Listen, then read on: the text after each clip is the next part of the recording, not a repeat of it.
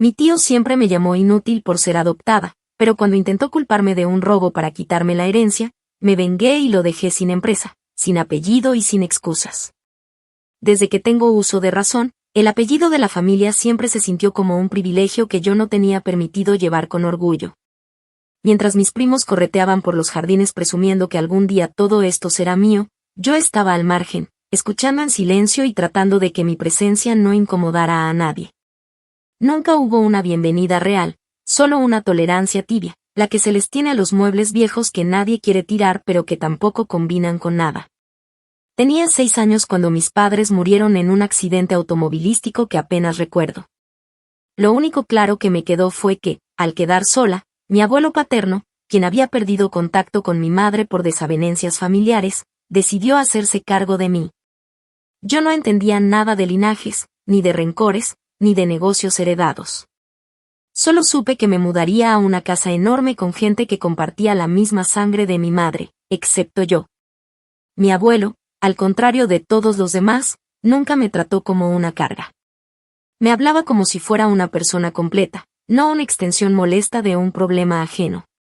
Me sentaba en su despacho a ver cómo revisaba papeles, me llevaba a las reuniones con sus proveedores como si necesitara una asistente y, cuando empecé a crecer, fue el primero en decirme que yo tenía un talento natural para organizar el caos. Me enseñó a hacer listas de gastos, a verificar entregas, a detectar errores de lógica incluso en conversaciones cotidianas. Siempre decía que no importaba de dónde viniera, que lo único que me iba a distinguir era cómo trabajara con lo que tenía. Y eso, viniendo de él, era un regalo. Uno que nadie más en la familia soportaba que yo recibiera. La figura más ruidosa de esa incomodidad siempre fue mi tío Mark. Desde el primer día en que me llevaron a vivir con ellos, su actitud fue como una sombra helada sobre todo lo que intentara tocar. Yo era una niña, pero incluso a esa edad podía percibir lo falso de sus sonrisas, lo innecesario de sus bromas, la forma en que corregía todo lo que hacía aunque no tuviera nada de malo. Me decía que tenía que comportarme como una verdadera Manning y luego, apenas volteaba, murmuraba cosas como aunque eso nunca va a pasar. Lo repetía tanto que eventualmente todos empezaron a dejar caer comentarios similares, algunos disfrazados de humor, otros lanzados con una frialdad brutal. Mi tía Charón solía repetir, mientras servía el desayuno, que era admirable lo bien que me adaptaba para no ser parte real de la familia. Mis primos crecieron llamándome la chica del favor, como si mi estadía en esa casa fuera una obra de caridad que ellos estaban obligados a soportar. Durante años creí que el problema era mío. Que si me esforzaba más, si me portaba mejor, si sacaba mejores notas o si no me equivocaba nunca, tal vez podría ganarme un lugar legítimo. Me convertí en esa niña que todos alababan en público, pero que nadie invitaba a sentarse con ellos en privado. Sacaba calificaciones perfectas, ayudaba con los oficios, me ofrecía para hacer de todo, pero siempre era relegada a la fila de atrás. Cada Navidad, mientras los primos abrían sus regalos envueltos en papeles brillantes con etiquetas escritas a mano, yo recibía un sobre con una tarjeta genérica y un billete dentro. Una vez escuché a mi tío decir que era mejor así, que yo no entendería el valor de un regalo personalizado porque no venía de esta raíz. A medida que fui creciendo, la indiferencia se transformó en sabotaje. Si me gustaba algo, alguien se encargaba de desvalorizarlo. Si destacaba en algún área, empezaban a surgir rumores. Cuando entré a la universidad y decidí estudiar administración con enfoque logístico, mi tío apenas levantó una ceja y comentó durante una cena que era lógico que alguien como yo escogiera algo tan básico, sin vocación real ni peso en el futuro. Para ese entonces, yo ya había desarrollado la habilidad de fingir que sus palabras no me afectaban, pero por dentro me corroían con cada repetición. Porque no era solo él, era toda la estructura que lo rodeaba, la misma que se mantenía en pie por la imagen de una familia poderosa, tradicional y de raíces firmes, pero que en realidad estaba podrida de arrogancia, clasismo y una necesidad enfermiza de mantener todo dentro del círculo cerrado de quienes llevaban su sangre como estandarte. Y sin embargo, el único que parecía no estar cegado por esa visión era mi abuelo. Él seguía dándome espacios, empujándome a crecer, dejándome participar en conversaciones reales sobre la empresa que había levantado con sus manos durante años. Para él, yo no era la sobrina huérfana ni la adoptada de compromiso. Era su nieta, Punto. Y eso no solo irritaba a mi tío, lo descomponía. La relación entre mi tío y mi abuelo había sido tensa incluso antes de mi llegada, pero empeoró cuando empecé a tener voz propia dentro de la estructura empresarial. Mark siempre creyó que sería el heredero natural de todo. Que la empresa llevaría su firma, su dirección, su apellido por siempre. No podía concebir que alguien como yo, una foránea, como me llamó una vez en una discusión a puerta cerrada, pudiera siquiera tener acceso a información relevante. Para él, cada paso mío era una amenaza directa. No por lo que yo era, sino por lo que representaba, la prueba viviente de que el legado de su padre no estaba condicionado por la sangre, sino por el mérito. Y entonces fue cuando empecé a entender algo que cambiaría por completo mi forma de verlos. Yo no estaba allí para buscar su aprobación. No necesitaba su aceptación. Porque en el fondo, lo que ellos sentían hacia mí no era rechazo. Era miedo. Miedo a que alguien como yo, con todo en contra, sin apellido legítimo, sin privilegios, pudiera superarlos. Miedo a que, en una familia construida sobre apariencias y promesas vacías, yo fuera la única con las agallas de defender algo real. Y cuando ese miedo se convirtió en ataque frontal, cuando intentaron destruirme para proteger su falsa sensación de control, fue entonces cuando decidí que ya no iba a quedarme callada. Ni a disculparme por existir. Ni a aguantar otra de sus mentiras. Si me consideraban una amenaza, entonces me iban a conocer como tal. Porque en ese momento dejé de ser la adoptada. Y me convertí en la peor pesadilla de quien intentara sacarme del lugar que me gané con trabajo, con inteligencia, y con una paciencia que se estaba acabando. Lo que vino después no fue un accidente. Fue justicia planificada. Y hasta el día de hoy, no me arrepiento de nada. Actualización 1. 5 años pasaron entre aquella infancia donde me sentía como un mueble tolerado, hasta el día en que volví a cruzar la puerta principal de la empresa familiar con un gafete oficial colgado al cuello. En ese entonces ya tenía 21 años, una licenciatura recién terminada y muchas más cicatrices emocionales de las que estaba dispuesta a admitir. No fue un regreso triunfal ni mucho menos.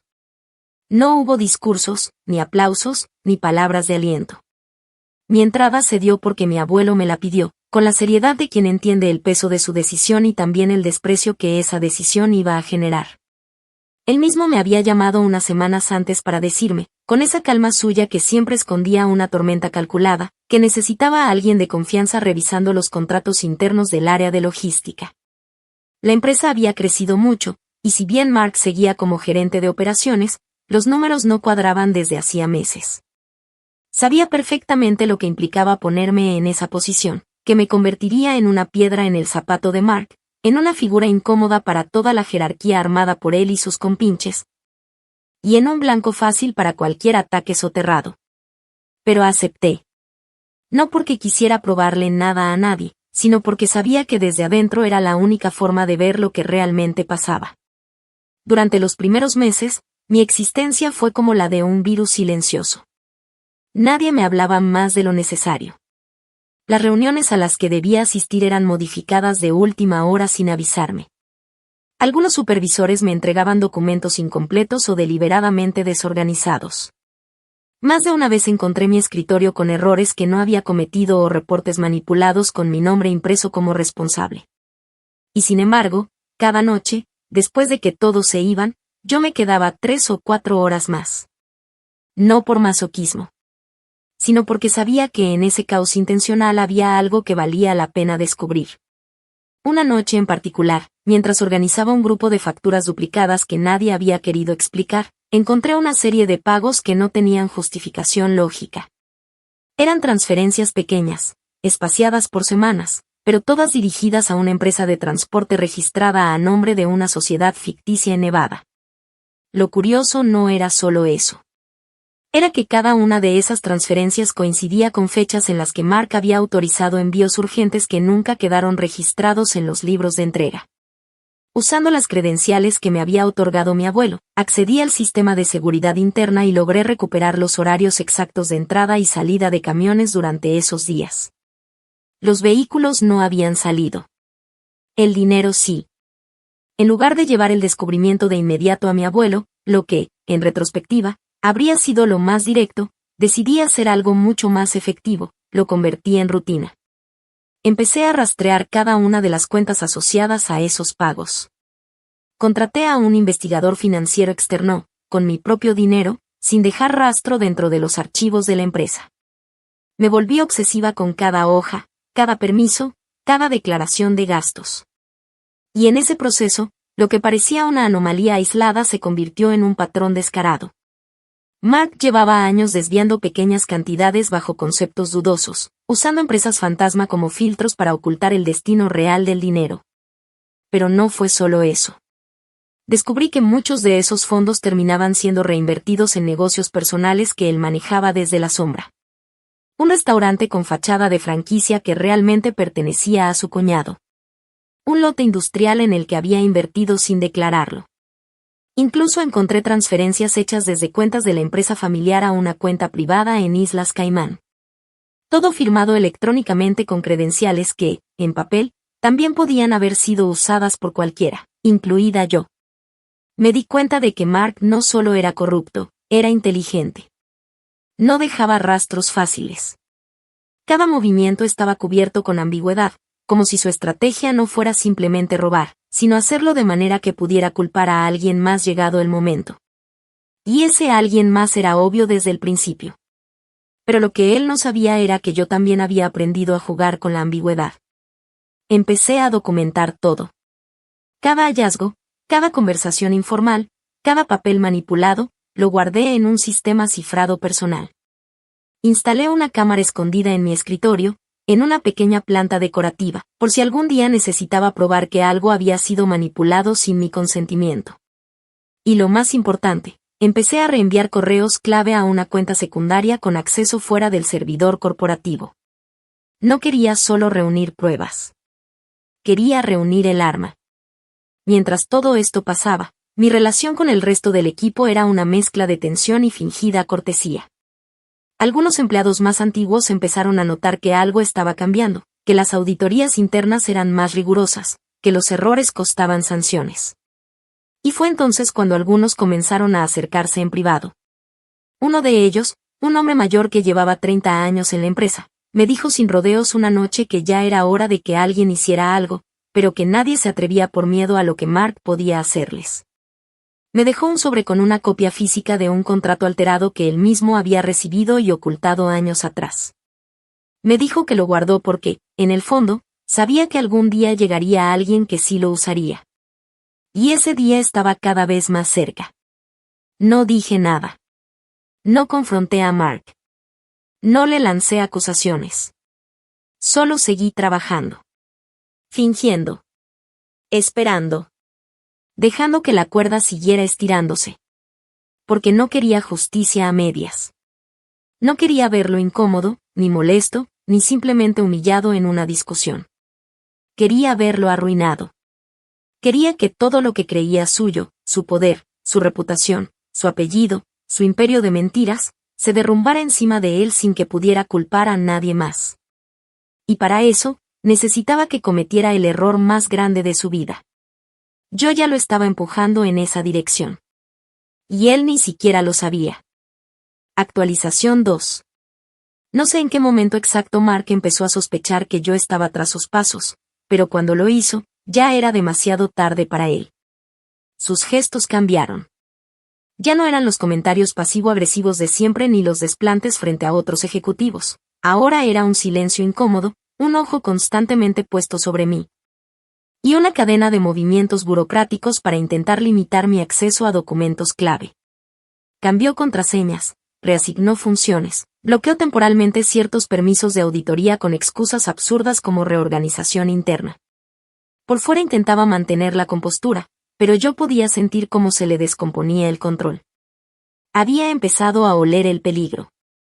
Y su instinto de supervivencia lo llevó, como no podía ser de otra manera, a hacer lo que mejor sabía: manipular, mentir y culpar.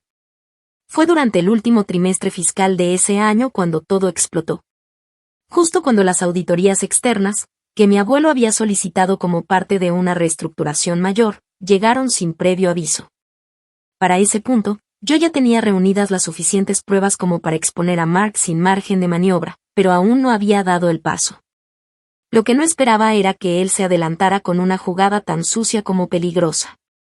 Una mañana cualquiera, mientras revisaba los reportes contables del mes, me llamó una notificación del departamento legal. Según el informe que habían recibido, se había detectado una transferencia no autorizada por un monto de más de 250,000 pesos desde una cuenta corporativa hacia un fondo privado. Y el sistema registraba a mi usuario como el responsable directo. Al principio no entendí nada. Revisé mis accesos, consulté mis correos, y vi con horror cómo todo parecía estar orquestado con un nivel de precisión espantoso. Habían utilizado mis credenciales, desde una IP interna de la oficina, en un horario en el que supuestamente yo estaba frente al computador. Y para colmo, había un video de seguridad, cortado y editado con la precisión justa, donde se me veía ingresar a la oficina de finanzas, justo antes del movimiento bancario. El archivo del sistema mostraba la firma digital asociada a mi usuario, los códigos de verificación internos, todo parecía cuadrar. Pero yo sabía que no había sido yo. Porque esa mañana exacta había salido a una inspección en planta, a más de una hora de distancia, y aunque no tenía la costumbre de documentar cada paso, esa vez sí lo había hecho. Por simple rutina, había tomado una foto para un reporte de mantenimiento, con la hora y ubicación incrustadas por defecto en la cámara del teléfono. Ese detalle mínimo fue mi primera tabla de salvación. Luego vino el resto, comprobantes de tránsito, mensajes a los encargados de planta, incluso una llamada registrada desde mi celular a un proveedor en ese mismo horario. Todo apuntaba a que yo no podía estar físicamente en el lugar desde el cual se ejecutó la operación. Lo que al principio parecía un simple error de seguridad se transformó en una investigación interna. El comité de cumplimiento, encabezado por una ejecutiva externa que nunca tragó del todo el carisma de Mark, abrió una revisión completa del movimiento sospechoso. Y fue allí donde los detalles comenzaron a romper la superficie del teatro montado por mi tío. La IP usada en la transacción no coincidía exactamente con la de mi estación, sino con una dirección asignada a una sala común de juntas donde cualquiera podía conectarse. Más aún, el acceso se realizó desde un equipo portátil prestado, no desde mi estación habitual. Y aunque el video de seguridad me mostraba entrando al área, una inspección más profunda reveló que la hora del metraje no coincidía con los registros del sistema de apertura de puertas electrónicas. Había sido manipulado. De forma burda, pero suficientemente convincente como para que cualquiera que no supiera qué buscar, se tragara la historia sin cuestionarla. Fue allí cuando entendí que Mark no solo estaba desesperado. Estaba dispuesto a llevarme al abismo con tal de proteger su castillo de naipes. Él creía que, al culparme de robo, lograría dos cosas. Primero, deshacerse de la amenaza que yo representaba para su control dentro de la empresa, y segundo, convencer a mi abuelo de que había cometido un error imperdonable al confiar en mí. Pero cometió el peor error de todos, subestimó mi memoria. Y olvidó que yo llevaba más de un año reuniendo pruebas. Lo que había hecho no solo me empujó a actuar, lo convirtió en mi blanco oficial.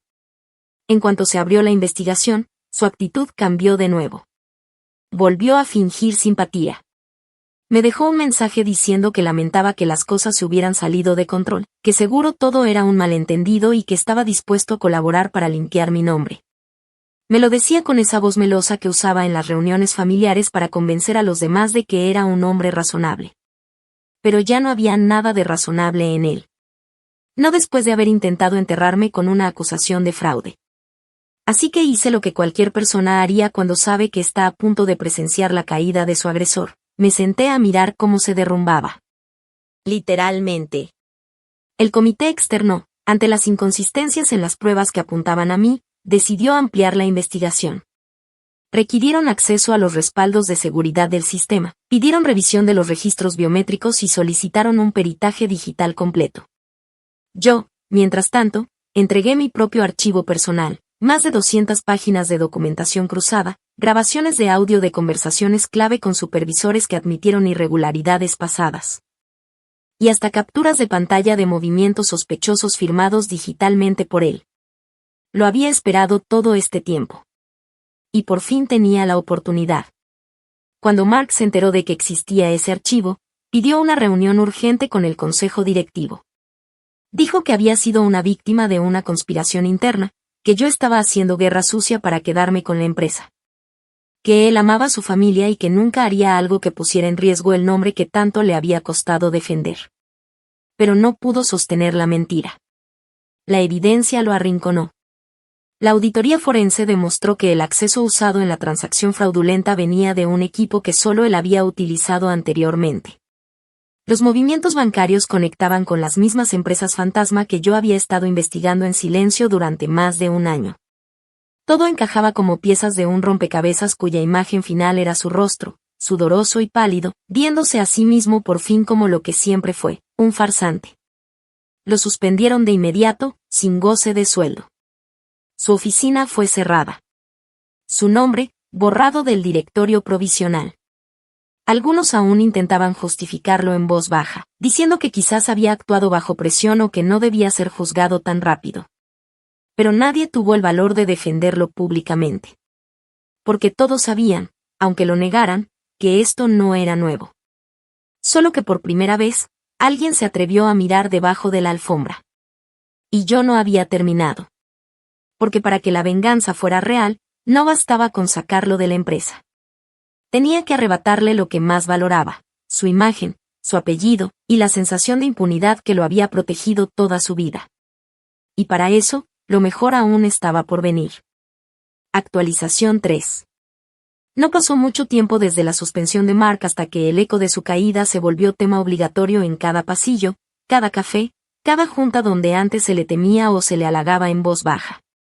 El tío perfecto, el gerente de hierro, el hijo favorito de la familia, había sido oficialmente desenmascarado por una verdad tan vieja como él, la avaricia disfrazada de mérito.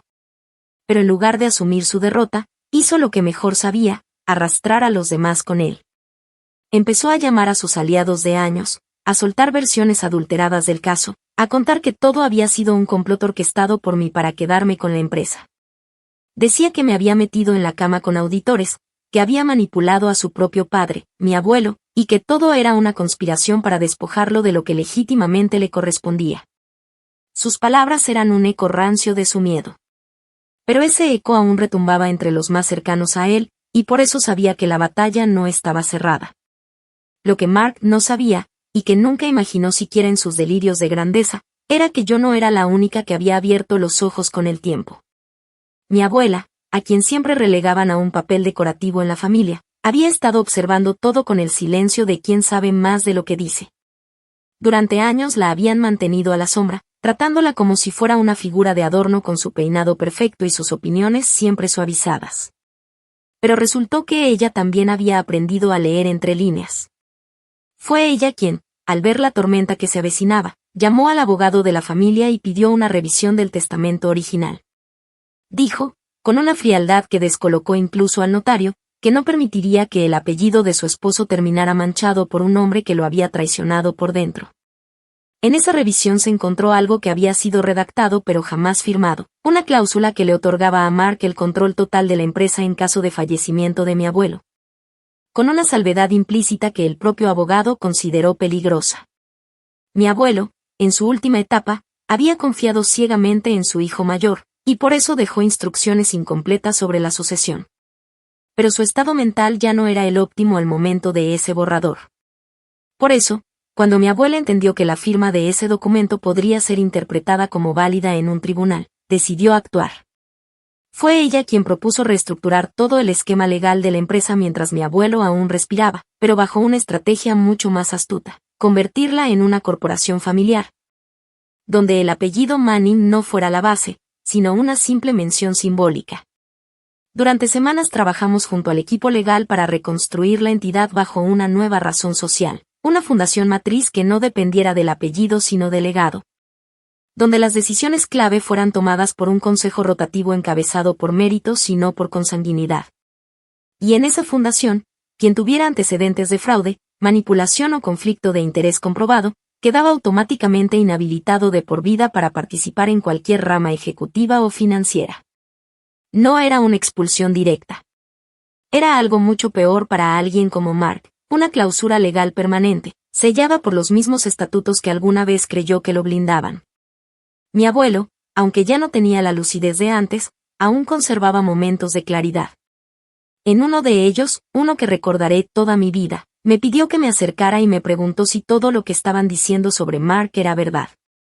Le respondí que no le iba a mentir, que la empresa estaba en riesgo por culpa de su hijo, y que si no actuábamos rápido, todo lo que él había construido iba a desmoronarse. Él me miró, tragó saliva con esfuerzo, y murmuró que confiaba en mí. Que hiciera lo que creyera justo. Esa fue la única autorización que necesité. Días después, firmó la modificación de su testamento frente a notario. No lo dejó todo para mí, como muchos asumieron en ese momento. Fue más simbólico que eso. Me dejó el derecho exclusivo de representar legalmente a la empresa en cualquier tribunal futuro. Me nombró como depositaria de su archivo histórico personal, y me entregó el anillo que había llevado por más de 40 años como símbolo de su autoridad en el negocio. Ninguna cifra millonaria, ningún cheque. Solo poder. Y legado. Cuando Mark se enteró, enloqueció. Llamó a los abogados, presentó una demanda para impugnar la validez del testamento, alegó manipulación, coacción emocional y hasta demencia senil. Contrató peritos, presionó a jueces, filtró notas en medios locales asegurando que su padre había sido secuestrado emocionalmente por su sobrina bastarda. Así lo escribió, literalmente. Esa palabra fue la última piedra que lanzó antes de que todo se le viniera encima. Porque al intentar deslegitimar a mi abuelo, terminó dándole al consejo la razón perfecta para activarlo todo. La fundación se oficializó, y con ella, su expulsión permanente fue ratificada por una junta extraordinaria donde incluso sus antiguos aliados votaron a favor. No porque me quisieran, sino porque sabían que el barco se estaba hundiendo y no querían hundirse con él. Fue expulsado con una sola línea, inhabilitado por malversación probada y conflicto de interés ético. Y en ese momento, legalmente, dejó de tener derecho incluso a usar el apellido Manning como representación corporativa. Fue mi abuela quien firmó el último documento. Y lo hizo con una sonrisa apenas contenida. Me dijo que había pasado años viendo cómo Mark destruía desde adentro lo que tanto les había costado construir. Que durante años cayó por miedo a perder a su esposo, pero que ahora, que él estaba en sus últimos días, era su turno de proteger lo que quedaba. Yo no lloré ese día. No sentí euforia. No sentí alivio. Solo una calma sorda, como si por fin hubiera terminado una deuda que alguien más había empezado mucho antes de que yo naciera. Y lo más irónico fue ver la cara de Mark cuando le notificaron que ya no podía ni siquiera mencionar la empresa como parte de su currículum, bajo amenaza de acciones legales. Su cara se desfiguró. Gritó que le habían robado su apellido, que era un despojo familiar, que no podía ser que una adoptada de mierda se quedara con todo. Y ahí supe que lo había logrado. Porque él nunca me odió por lo que hice. Me odió por lo que fui capaz de hacer con todo lo que él creía que me faltaba. Actualización 4. Después de ser expulsado de la empresa y anulado legalmente como miembro operativo de la fundación familiar, Mark cometió el error más grande de todos, tratar de salvar su imagen atacándome públicamente. Como si todavía no entendiera que no estábamos jugando el mismo juego, que mientras él usaba gritos y titulares pagados, yo trabajaba en silencio con datos, documentos, y hechos tan contundentes que no necesitaban adjetivos. Apenas una semana después de su expulsión, ya estaba dando entrevistas en medios locales, haciéndose la víctima. Diciendo que la familia lo había traicionado y que yo era parte de una supuesta operación para quitarle lo que por derecho le pertenecía. Usó frases diseñadas para manipular la narrativa. Como que todo empezó cuando decidieron meter a una externa a jugar con fuego empresarial o que las decisiones se habían contaminado por sentimentalismos hacia una nieta adoptiva. Cada palabra era un dardo cuidadosamente lanzado, pero lo que él no sabía era que yo ya había afilado todas mis respuestas antes de que siquiera abriera la boca. Mientras Mark se exponía y lloraba frente a las cámaras, yo estaba reuniendo una cronología legal, empresarial y personal que desmantelaba su mito desde el inicio. Publiqué un comunicado desde la fundación, respaldado por el equipo legal, donde no solo explicábamos punto por punto las razones de su expulsión, sino que anexábamos los dictámenes periciales, los informes forenses de las cuentas intervenidas, y las conclusiones del Comité de Auditoría Interna. Todo en lenguaje técnico, sin una sola palabra emocional. Nada de ataques personales. Nada de insultos. Solo hechos. Fechas. Firmas. Números. transacciones. Y, por supuesto, su nombre en la cabecera de cada una. Pero eso era apenas la base. Sabía que la mayoría de la gente no leía comunicados formales. Sabía que el grueso de la opinión pública se forma a través de titulares, videos cortos, publicaciones virales. Así que contacté a una periodista independiente, una de las pocas con credibilidad real en la región, y le entregué acceso completo al archivo que había recopilado durante casi 3 años. No le pedí que escribiera a mi favor. Solo le pedí que contara la verdad, que usara los documentos y construyera una narrativa basada en la evidencia. 3 semanas después, el reportaje salió. Una serie documental en 4 entregas, publicada en un medio digital que se especializaba en investigaciones financieras y corrupción empresarial. El título era simple, La mentira del heredero. Y en menos de 48 horas, la primera parte superó el 1.000.000 de visualizaciones. La historia hablaba por sí sola, un hombre que había usado su apellido para mover capitales, esconder fondos, manipular estructuras legales y luego, al verse acorralado, intentó incriminar a quien lo había descubierto. Mostraron clips de sus entrevistas y luego los confrontaron con grabaciones de archivo. Compararon sus declaraciones con los documentos que yo había entregado. Entrevistaron a antiguos trabajadores que narraron cómo Mark los obligaba a firmar documentos sin leerlos, cómo castigaba a quienes hacían preguntas, cómo desviaba recursos hacia sus propios proyectos personales. Incluso una excontadora, que había renunciado años antes por incompatibilidades éticas, apareció en cámara confirmando que Mark le ordenó alterar cifras internas para esconder una pérdida de más de $500,000, cosa que hasta entonces nadie había probado con nombre y apellido. Lo más brutal no fue el contenido, sino la reacción. Porque mientras la primera entrega exponía su corrupción financiera, la segunda se centraba en la familia. Allí se contaba mi historia. Cómo había llegado a la casa de mi abuelo después de quedar huérfana.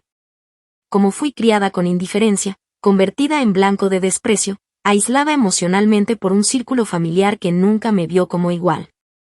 Cómo soporté el desprecio de Mark, sus burlas constantes, sus intentos de sabotearme incluso cuando era adolescente.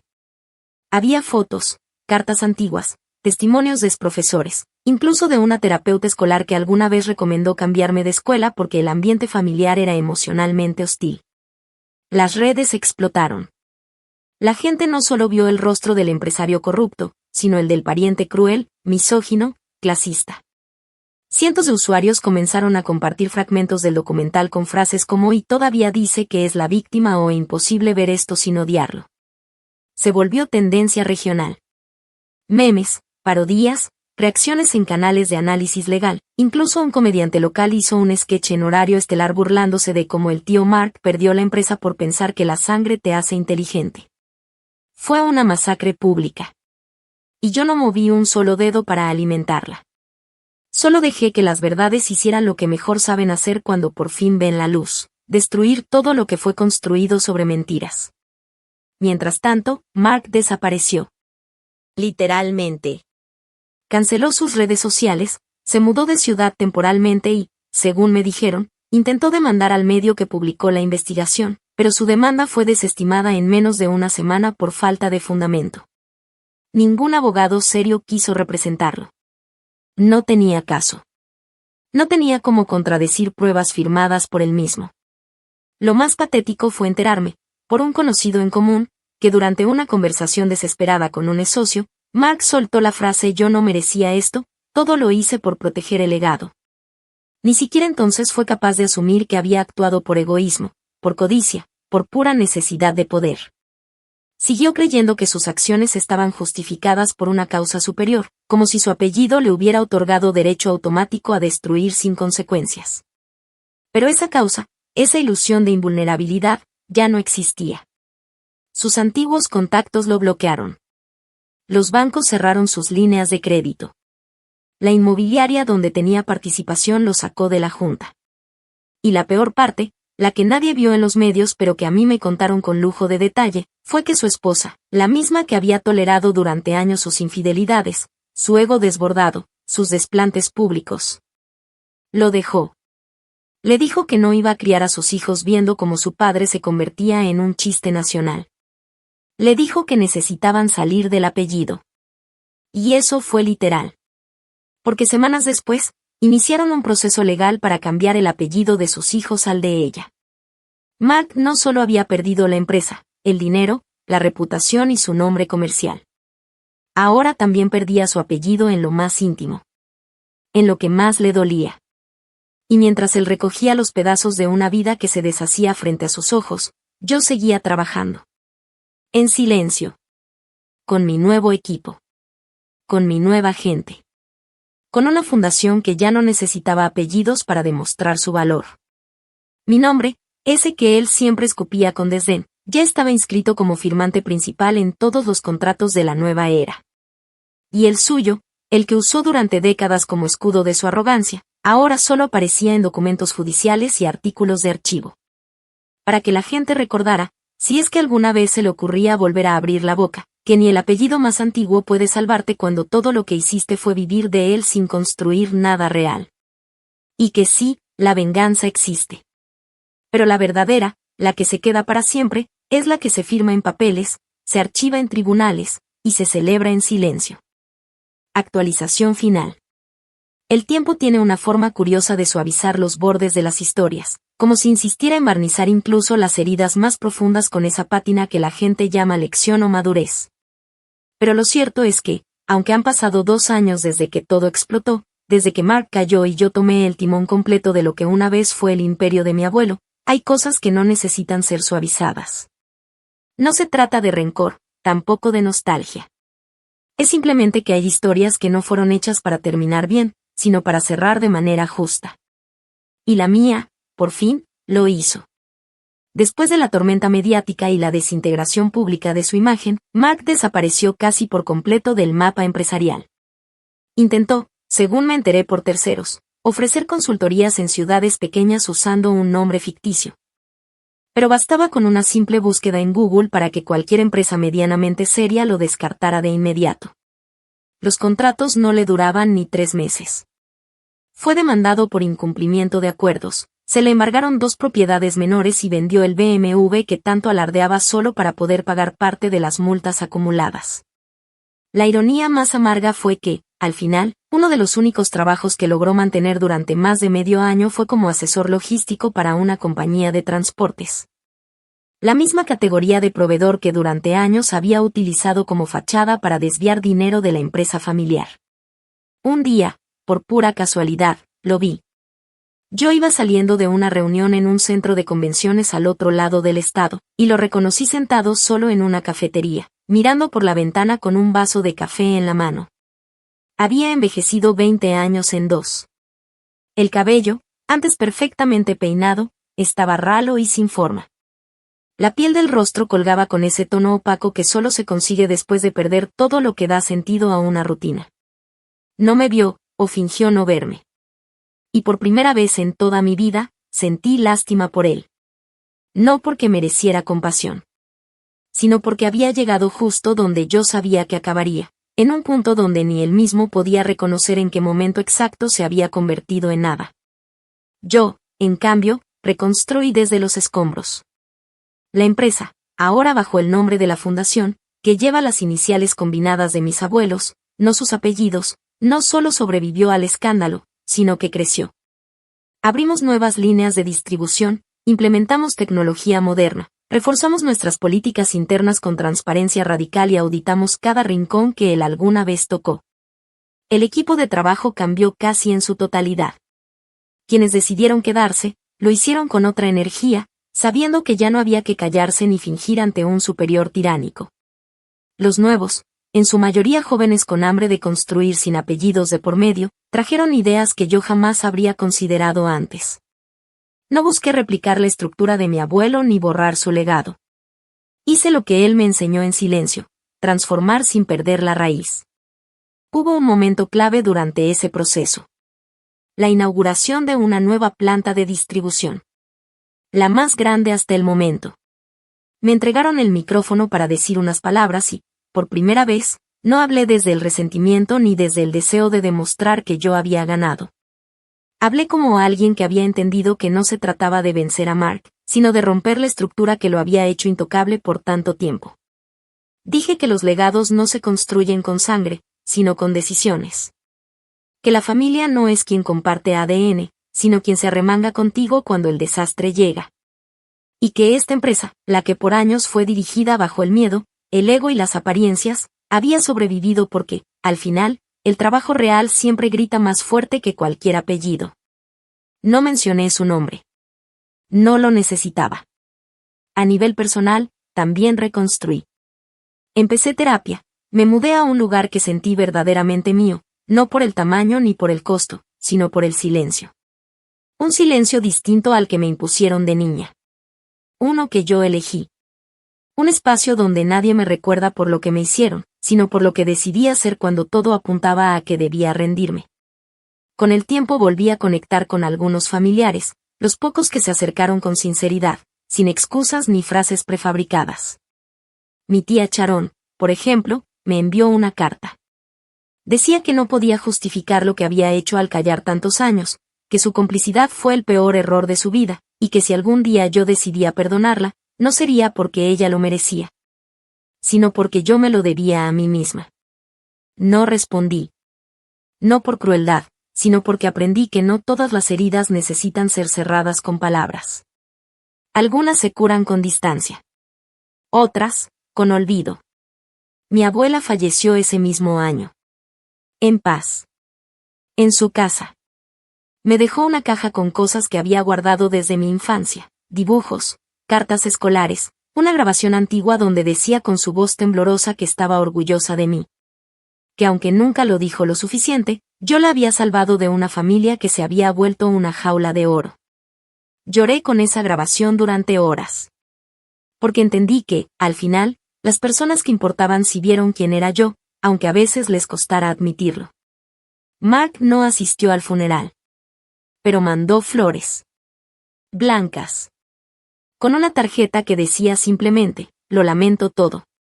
No firmó. Y no hizo falta. Porque la verdad es que ya no necesitaba verlo arder. Ya lo había hecho. No en una explosión dramática, sino en una combustión lenta, sostenida, donde cada paso suyo lo empujó más y más hacia ese lugar donde ya no hay retorno, el olvido. Él no cayó porque yo lo empujara. Cayó porque creyó que nadie podía hacerlo. Y cuando yo me levanté con todo lo que él juró que no merecía, la empresa, el respeto, el apellido que le quitamos hasta de logo, no solo lo vencí. Lo borré. Y ahora, cuando me preguntan por él, cuando algún nuevo empleado ve su nombre en los archivos antiguos y me mira con curiosidad, solo respondo con una frase que aprendí a fuerza de golpes. Ese hombre era parte del pasado. Y nosotros no nos definimos por lo que nos quiso destruir, sino por lo que sobrevivimos para construir. Porque sí, fui la adoptada. La que no llevaba la sangre. La que él llamó inútil cada vez que se sintió inseguro. Y aún así, fui la única que supo lo que significaba proteger el verdadero legado. El que se construye con carácter. El que no necesita apellido.